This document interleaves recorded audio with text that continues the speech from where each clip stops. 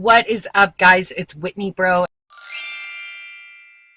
And in today's video, we are going to be doing a video I've wanted to make for a long time, but just never got around to it. But anyway, the video for today is for millennials. I myself am a millennial.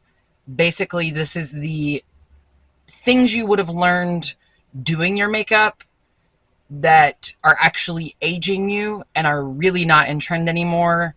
And so I'm going to do a side-by-side of what you're doing and what to do to fix it. So if that sounds like your jam, go ahead and keep on watching.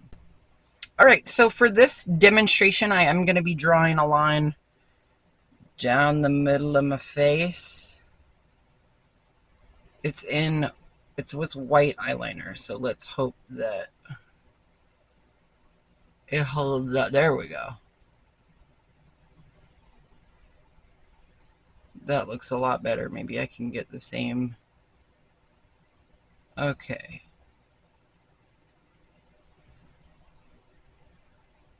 Okay, so I know this is a little bit dramatic, but this is the only way I could think of to fully illustrate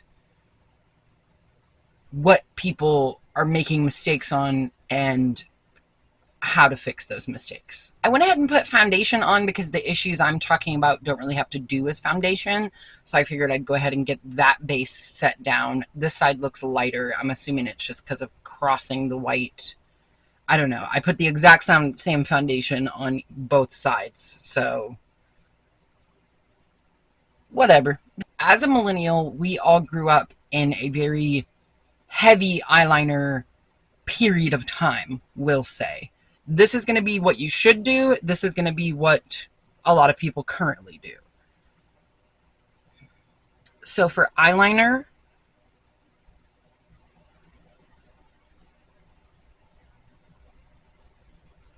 this is a lot of people's wheelhouse right here.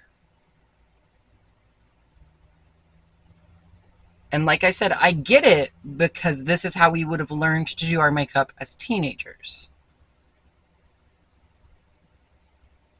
You gotta get it in the waterline too. And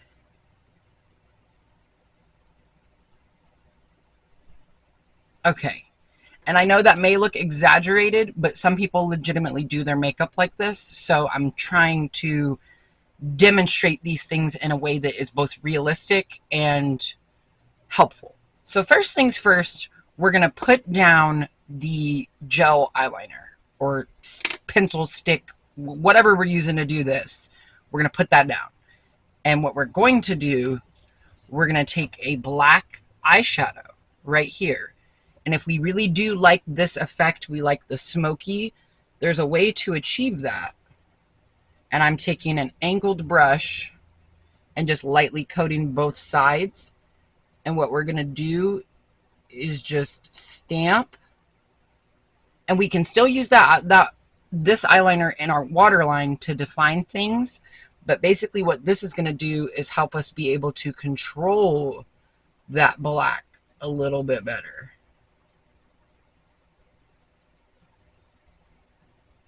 So a gentle side to side and then stamping motions. And then once we're done with that, what we're going to do is go into a smudger brush, one with no product on it. And we're just going to take that and use it to smoke out this eyeshadow. So see, we're still getting the same effect without the droopiness that this on its own is going to cause. You can build that up to whatever intensity you would like it to be.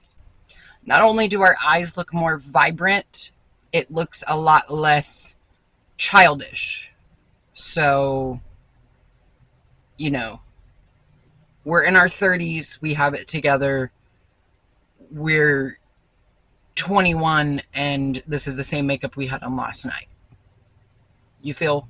Moving on to bronzer, Some of the most common techniques that end up aging you are either A, not using bronzer at all, or B, using it in a way that's not complementary to your face shape. So this is the side we're not trying to achieve.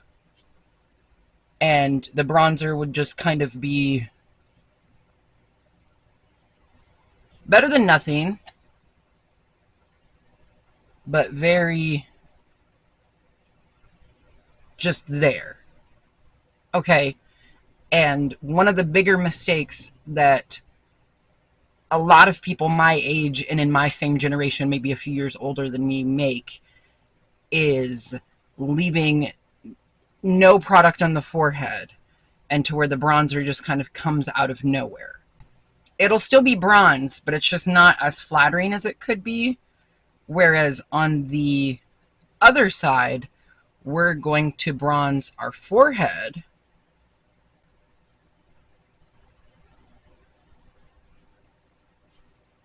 And it's going to feel heavy the first time you do it, especially if you don't normally bronze your forehead. But if you think of it this way, bronzer is intended to mimic where sun would hit.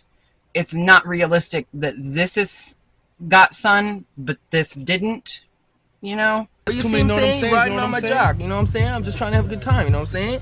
You're counting my know what I'm saying. And we're going to bring it down and really curve it to cater our cheeks and put more of the pigment closer to the ear so that way we can really just diffuse those edges and create a seamless natural bronze as opposed to something that looks like it's been plastered on. And I always go and clean up under this anyway, so we can do that to this side to see if it redeems it at all. It just looks really odd. It makes your face look heavy that only this part has the product on it. The next thing I want to talk about in my video today is blush placement. So a lot of us who grew up in the 90s, I don't know if it was TV or our parents or how we all learned this, but somewhere along the way it was learned that to do blush you need to do this and put the blush here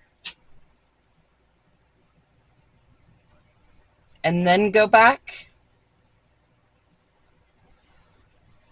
where when you're not smiling, I don't know if we can see how kind of batshit that looks. So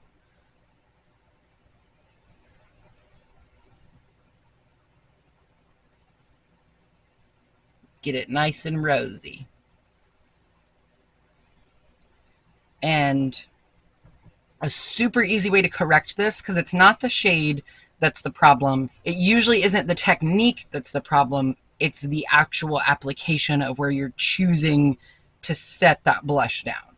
So in a more flattering way, we're going to go start up here. And you don't have to take it super high if you're uncomfortable with taking your blush super high. Just put it more on, like right above the contours of your cheeks.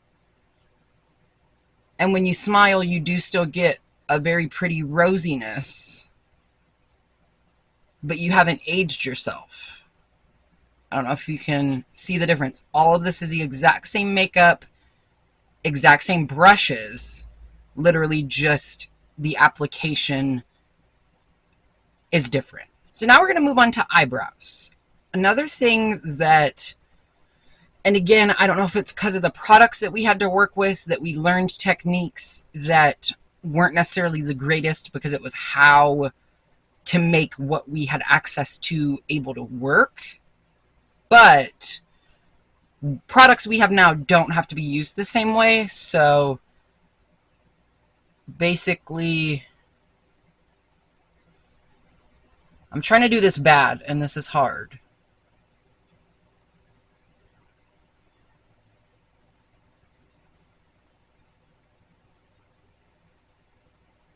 But essentially, if we're doing really harsh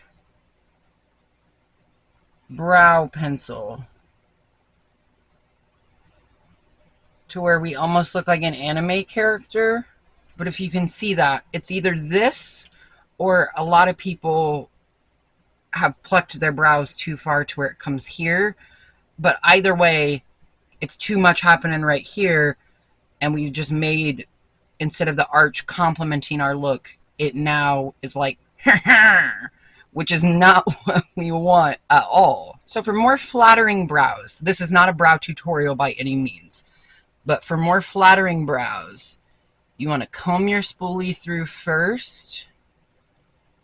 Start with the very end, the tail, and use a light hand. Follow its natural shape, and then to go under like this, because we are still going to define it, but there's a way to define it without looking like a clown, which is why a lot of people don't do their eyebrows, because they're avoiding this. But basically just get a thin enough brow pencil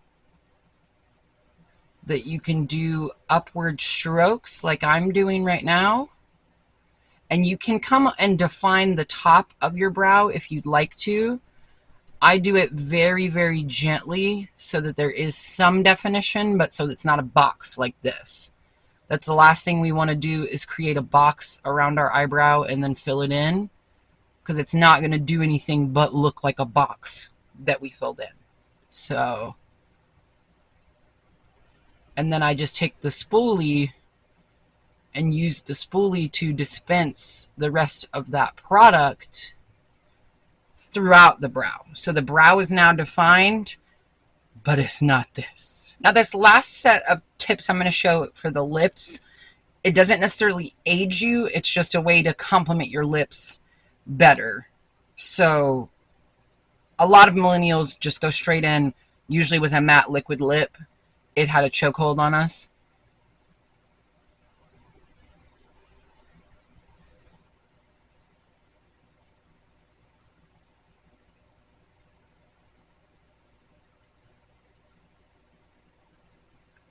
And not that there's anything inherently wrong with a matte lip. It's more just in combination with the rest of the way the makeup's being done, it's aging us severely. Is she even 30? She's 45.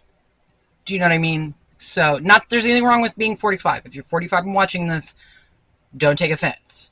Love you. And for the other side, we're going to go in with a lip liner, line the edges,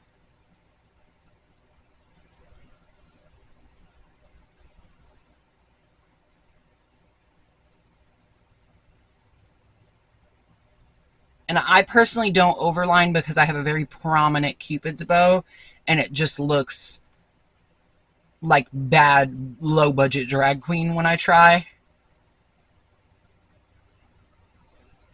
And we're going to feather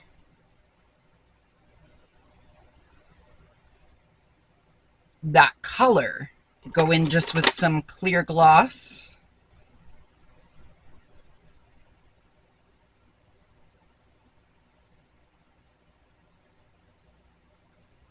And there we have another lip technique that is enhancing our lips instead of, not to mention this doesn't get crusty the way this one gets crusty. So this is the side-by-side showing how to apply your makeup in a more flattering way so that it enhances your features, as opposed to how we as millennials learned to apply our makeup and have just not updated our routine. Makeup trends change and evolve a lot. Not that you have to be on trend. You can do your makeup however you want to do your makeup. But if you're looking in the mirror and you're wondering, I'm putting my makeup on, yet it's not making me feel better about myself and it's not making me feel enhanced, this could be why. So I will get close and let you guys see the difference.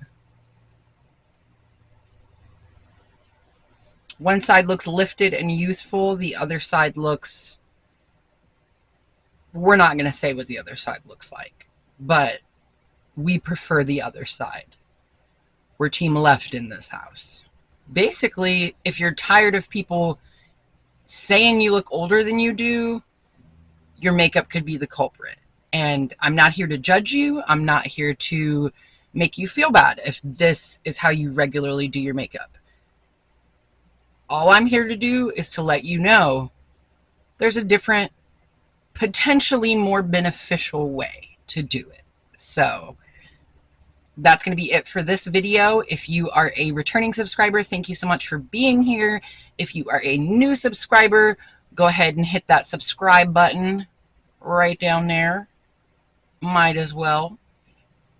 Either way, thank you so much for watching, and I will see you guys in my next video. Bye!